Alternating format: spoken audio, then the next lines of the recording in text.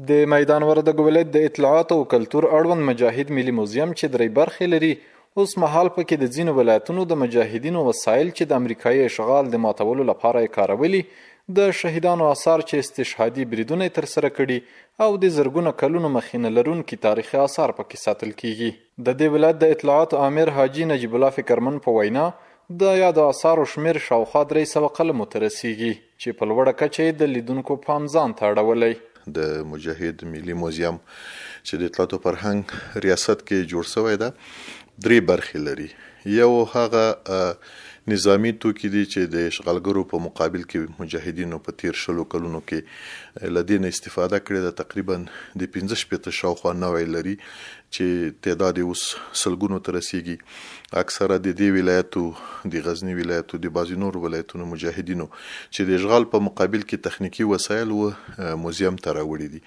بل برخه د هغو ځوانانو شهیدانو چې غوي استشهادي بریدونه کړي دي شهیدان شوي دي د غوي نه کوم اثر مثلا لکه جامې لباس بوټونه پاتې شوي دي یو نه خدي غي کورنۍ مجاهد ملي موزیم ته سپارلې ده. بل برخه تاریخي آثار دي چې بغه کې لرغونی فرهنګي توکي دي تقریبا هغه د سلو په شاوخوا کې دي چې له مختلفو سیمو نه خلکو راوړي دي ځین خلکو تحفه کړي دي.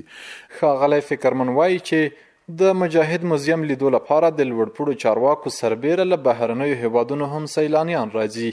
همدارنګه زیاتوي چې د یاد موزیم له جوړېدو یوازینۍ موخه د تیر تاریخ ژوندي ساتل دي. تقریبا د وزیرانو په کچه خلک ورته راغلي دي، خبريالان رسنۍ ورته راغلي دي، بهرني میلمانه ډیر زیات چې راغلي دي او حتما د موزیم نه لیدنه کړې ده.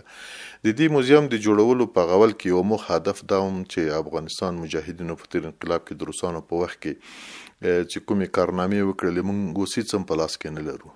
هدف هم دا شی و چې مجاهدینو په خالی لاس باندې د امریکا او ناتو یا غلګرو په مقابل کې چې کومو کمو امکاناتو نه استفاده کړې ده هغه ته اوس خلک حیران دي.